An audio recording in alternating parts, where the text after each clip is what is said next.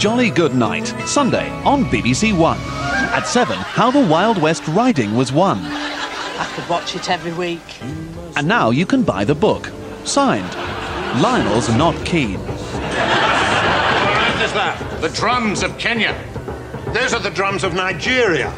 Strathblair gets the art show at 8, but there's an undercurrent. Hydropower is the answer for the Highlands. The land will be acquired by compulsory purchase, whether the Mingus family likes it or not. After the news, Resnick, close to the edge. Clutching at straws a bit, aren't we, Charlie? Yeah, well, maybe. Tread carefully, that's all. Watch carefully. That's tonight on BBC One.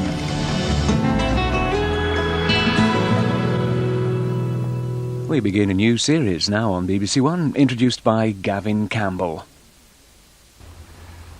As parents, we all know how important it is to keep our children safe. But however hard we try, accidents can and sometimes do happen. I know what a job it is sometimes just keeping track of my 3 daughters. So in this series, we're going to show you what to do if the worst happens and your child has an accident and needs first aid. Children!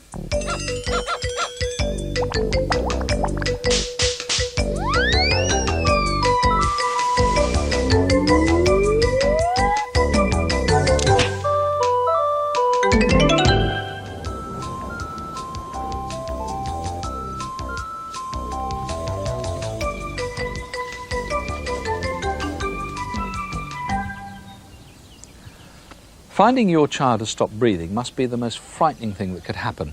Thankfully, it's never happened to me, and you probably think it could never happen to you. But children can have breathing problems either as the result of an infection or because of an accident. In fact, accidental injury leading to breathing problems is the commonest cause of death in youngsters, because once they stop breathing, well, then the heart could stop as well. And although none of my 3 are babies anymore, if I were looking after 3.5-month-old Sophie here and she suddenly stopped breathing, well, what would I do?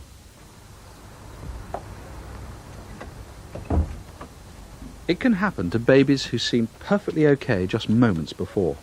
And that's what happened to Maura Black. Without warning, her son Alexander stopped breathing when he was just 6 weeks old. I'd taken Alexander that day for his 6-week checkup, and I'd just had mine. He was very well, the GP was very pleased with him, I was very pleased with him, and there were no problems. We had quite a quiet day at home, and I'd no reason to believe anything was going to go wrong. As far as I was concerned, he was a fit, well baby. And I took him off to bed about 10 o'clock for a last evening feed. I put him in his cot and then came back downstairs to watch television.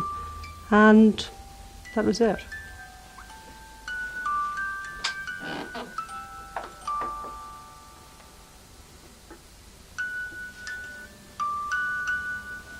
It was a Tuesday night and I'd been to the local pub for a quiz night. And that must have finished about 10:30 or so. And I had one last drink and then came home to see Maura and Alexander. Hello, how are you? Oh, okay. Did you win? Oh, yes. Don't believe that. How's Alexander? Sure. He's okay. I put him down about 20 minutes ago, so I'm going to have a quick look at him, see how he is. don't wake him up. I won't.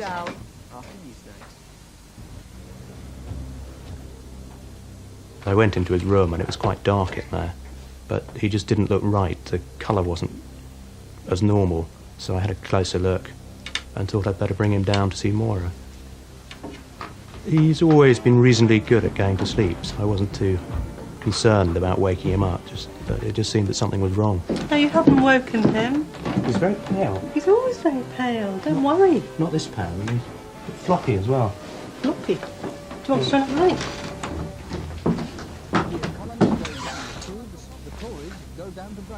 Do you want to get an ambulance? No! No! And as I looked at him, he stopped breathing. He'd taken one breath in front of me and then just stopped. I just couldn't believe that. So I looked at his chest to see if it was rising or falling, and it wasn't. There was just nothing there. And I tried to take a brachial pulse, and I couldn't. But I wasn't sure if I couldn't find it because all I could hear was my own pulse pounding away in my ears. But it was quite obvious after a very short time that there was no pulse there at all. So I just had to start resuscitating him. Ambulance service, please. Need an ambulance as quickly as possible, please. It was an absolute nightmare. It was horrible. He's very well now, but I still sometimes look at him and think that we did actually lose him. Alexander had encephalitis, and infections like these can cause babies to stop breathing. Of course, if they stop breathing, well, then the heart can stop. That's actually what happened to Alexander. He's fine now, but only because Moira knew the ABC of resuscitation. Muriel, as a trained paramedic and trainer of basic resuscitation techniques, what is the ABC of resuscitation, and what do I do? Well, the ABC is quite straightforward. A stands for airway, B for breathing, and C for circulation. And they're the three elements that make up resuscitation. You need to open the airway, breathe for the child, and do chest compressions to get the circulation going. So how would we resuscitate a baby like Sophie? I know we can't use the real baby, can we? Never ever practice resuscitation on a real life baby. Only ever do this on a model, like this one we've got here. And in an emergency, if a baby seems lifeless, you need to actually pick her up and either shake her very gently or otherwise pinch her to see if you can actually rouse her. Okay, and if you can't? Well, the first thing you must do is try and get some help. Shout if there's anyone else in the house or even out on the street, but try and get help on its way first of all, and only then start resuscitation. And what do I do? Well, lay the child on a firm surface, something like a table or even the ground will do. And using 2 fingers on the chin, tip the head back, and that will open the airway. That's the A in ABC. You can then look into the mouth and see if there's any vomit or any other obstruction, and if there is, you must clear it. Once you've done that, then you need to check for breathing. How? You look for breathing, listen for breathing, and feel for breathing. And you must do this for 5 seconds. 1, 2, 3, 4, 5. Now, when I know the baby isn't breathing, what do I do then? Well, then you have to breathe for the baby. B is for breathing. You do this by sealing your mouth over the baby's nose and mouth and breathing into the baby until the chest rises. Don't breathe too hard, just enough for the chest to rise, as if the baby were taking a deep breath. Then take your mouth away, and that allows the air in the lungs to be expelled. And how many times do I do this? You do it 5 times, and then you must check for a pulse.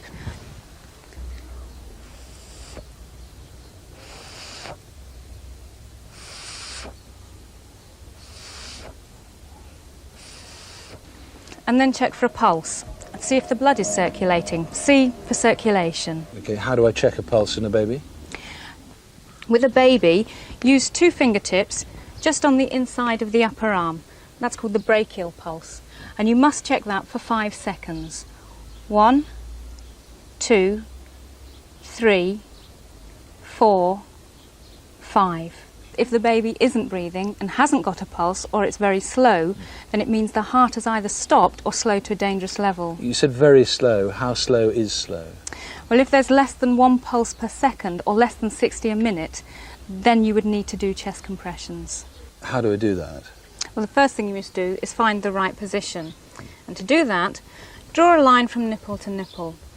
In the middle of that line is the breastbone. Now, 1 finger's breadth below that line, you place 2 fingers and you press 1 inch to 1.5 inches. That's 2 to 3 centimetres. And you need to do 5 compressions to 1 breath. 1, 2, 3, 4, 5. 1, 2, 3, 4, 5. 1, 2, 3, 4, 5. 1, 2, 3, 4, 5. And how long do I go on doing this for? You carry on doing this until the baby's pulse returns and it starts to breathe again, or until help arrives. You can keep checking the pulse while you're doing compressions, but if after 1 minute you haven't managed to get help by that stage, then you must go and get help then.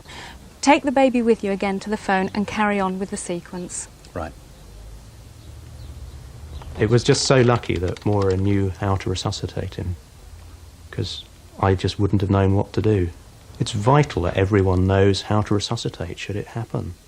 So, I mean, it can happen anywhere. It's happened to me, and God forbid it'll happen to others as well. But if people were taught what to do in certain circumstances, then there'd be a happy end. There's a free booklet and poster to accompany this series. Send a large self-addressed envelope stamped with 36p postage to If the Worst Happens, P.O. Box 7, London W3 6XJ.